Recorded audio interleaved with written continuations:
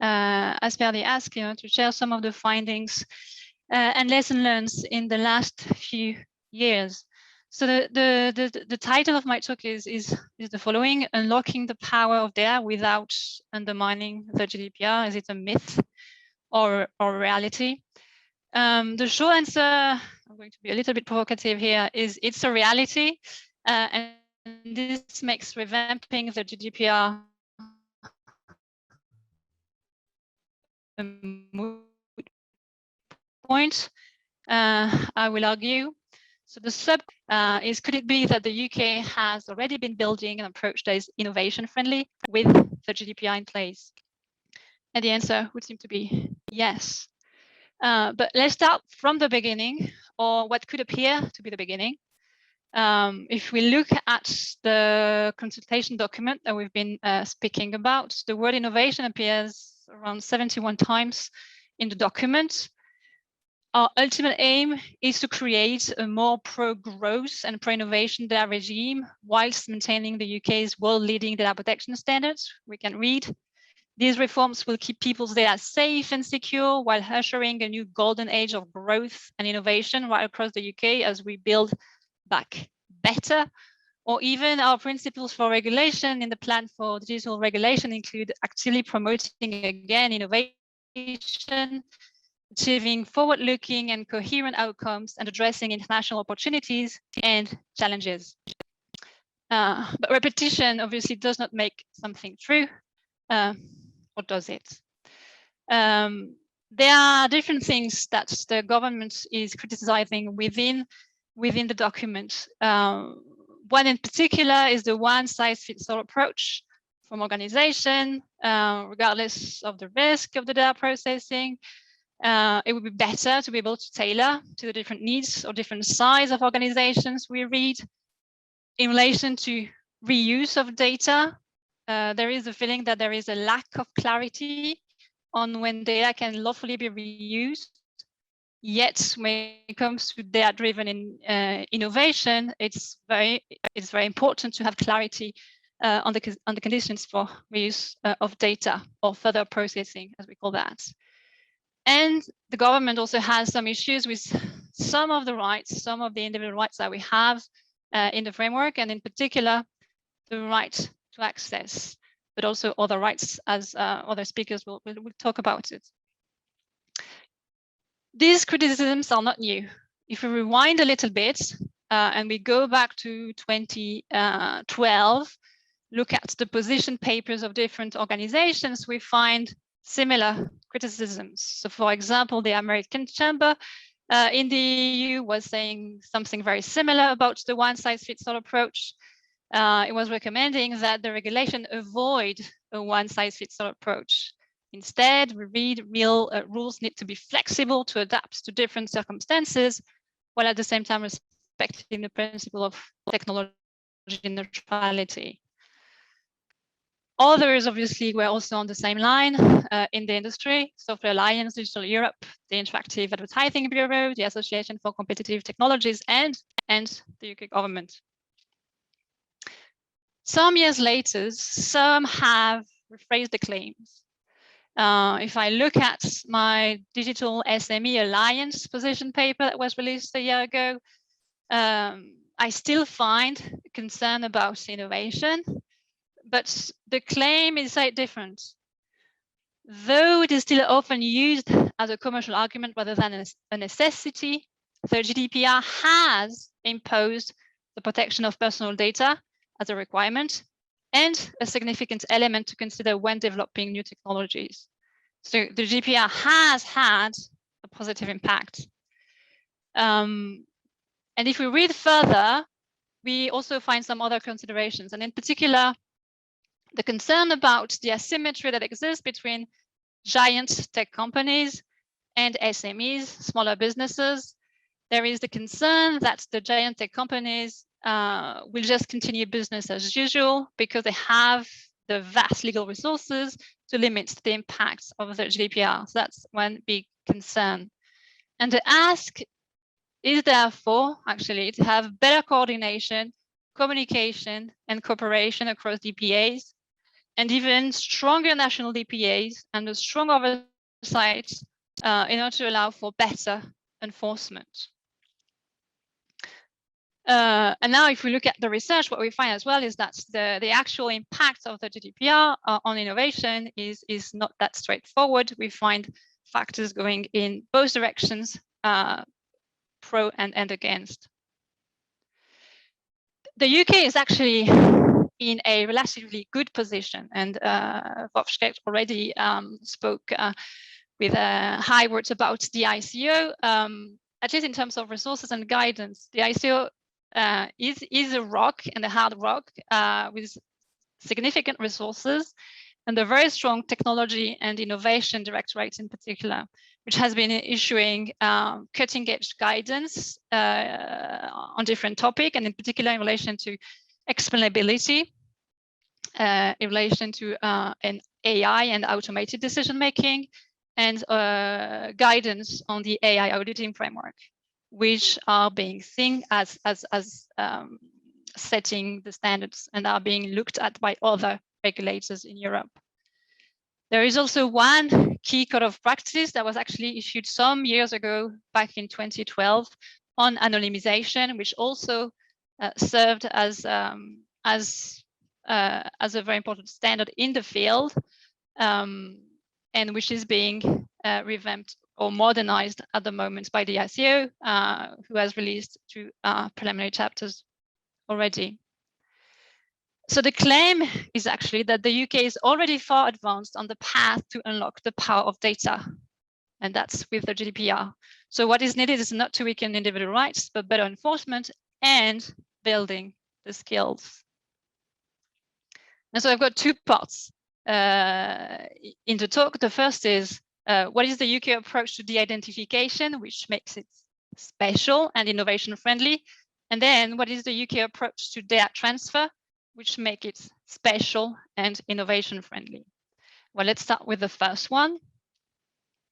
As I mentioned, the ICO released some years ago the code of practice on anonymization, which I said has been looked at by other regulators on the continent, which is building on actually practices in other jurisdictions, and in particular the experience that we had in the healthcare space in the US with a HIPAA, but which is refining the test, and it actually, I would argue, is coming up with a better test than the test that we have for the identification in that statute. The test could be refined, as we argued, responding to the UK government, but I'm not going to go into much details here.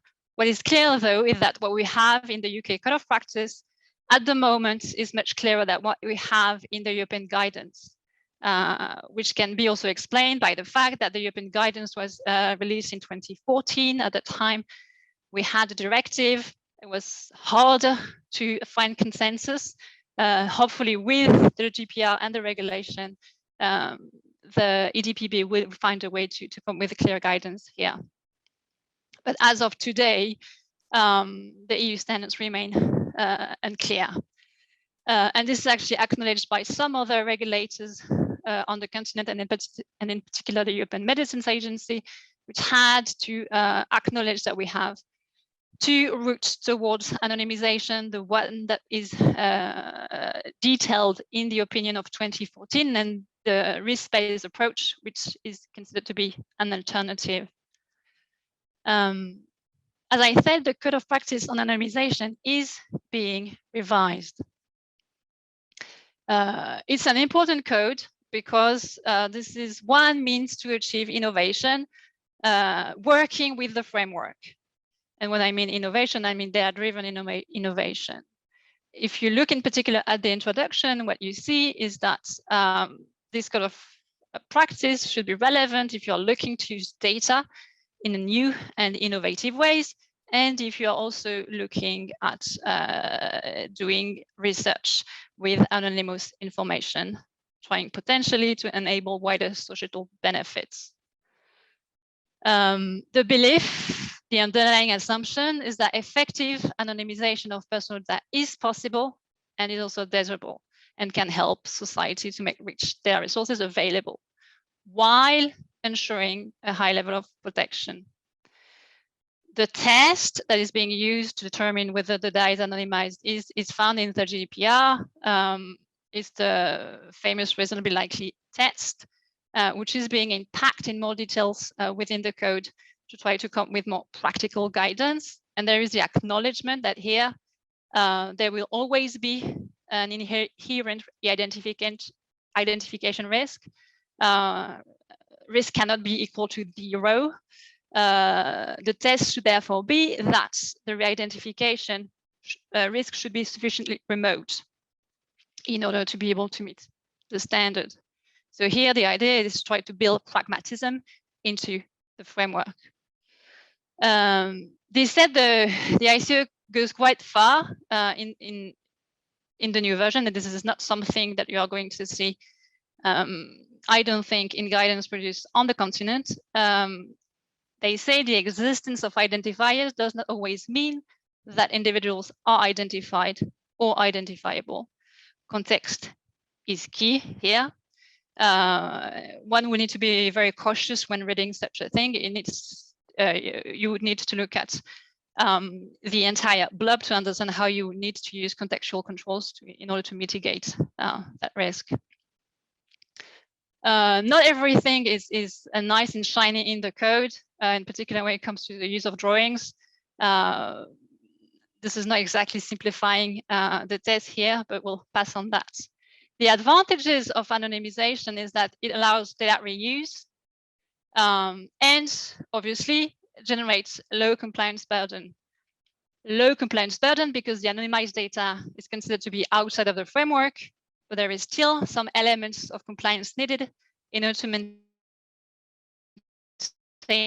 the anonymized environment around the data. So this is not a pure freedom once the data is being anonymized.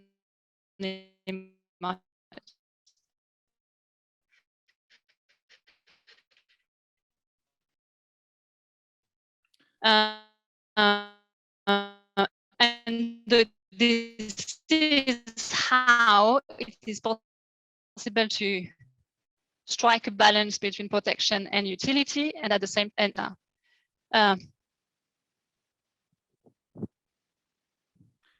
did I lost you? Yeah, Sophie, I think your voice is breaking because of the connection. If it persists, perhaps you can turn off your camera for a few moments, just to ensure that we can hear your voice well. Is it better? Can you hear me? Yes, absolutely, yes. Okay. So, but is it the innovation friendly? There are a few uncertainties in the framework, in particular in relation to internal use cases, whether within one organization it would be possible to anonymize the data. Not all hands here are equal, and whether there is indeed a difference between anonymization and pseudonymization, which is not exactly clear, at least on the first read. And here, that's the key distinction here, on which Europeans have been writing a lot. Obviously, pseudonymized data is within the framework, and anonymized data would be outside. So it's clear to get that distinction right. The key to solve that, as per the ICO here, which is trying to be very pragmatic, once again, is to try to distinguish hands. The controller who has the raw data will have pseudonymized data, while the recipient of the data who will not have access to the raw data could be considered to have anonymized data. So the intention here is to promote the sharing of data. This being said, pseudonymization, even if you have it internally, according again to the ICO, has some advantages. So again, the ICO is being much more pragmatic and much more clearer than what we've received, at least from the EDPB so far. Even if you only have pseudonymized data, then you can do exploratory analysis on the data. And potentially this is also helpful to reduce the applicability of some of the rights. So I'm going into details here to show you how the ISO can be very specific and it can be working within the framework. So to recap, the approach to anonymization and pseudonymization appears indeed innovation friendly already. And this is even clearer if you look at both the piece on anonymization and also the code on data sharing as well, which you should read together. And if you also look at the work that has been funded on data institutions and led by the ODI, again, it does show that anonymization plays a key role here. In particular, if you look at data institution maturity spectrum, anonymization is a key tool in order to facilitate the sharing of data between different parties. So the approach to anonymization, pseudonymization, data sharing indeed is innovation friendly. A few words about data transfer, and that says something similar actually. Up until now, the ISO had a business friendly position. A restricted transfer only takes place where the importer's processing of the data is not subject to UK GDPR. This is not exactly the same position as what we have on the continent. So that's worth noting. Although the ICO is changing its mind, it's trying to move towards a position that is more similar to what we have on the continent. But, and I'd like to insist on this one, in the way they conceive their risk-based approach, again, they tend to be more pragmatic and clearer than the recent guidance of the EDPB on international transfers and supplementary technical measures in particular. So there is this acknowledgement that risk will persist, and it doesn't really matter if you have some concerning elements about potential risk related to access by certain third parties. And plus there is also the elements and the proposal to exclude reverse transfers from the requirements as well. So if you combine this with the anonymization guidance, then, and also the will to try to promote and further develop privacy enhancing technology, in particular to ease data sharing, then the transfer approach appears indeed innovation friendly. So to conclude, I wanted to conclude with the words of one famous French designer. In order to be irreplaceable, one must always be different. I guess my claim is that the UK is already different in the way it interprets the GDPR. And that was the case before Brexit, and it's still the case after Brexit. So at the end of the day, what really matters if one is really concerned about innovation and data-driven innovation is the production of informed and clear guidance to strike the right balance between innovation and a high level of protection. And with these words, I think I can stop here.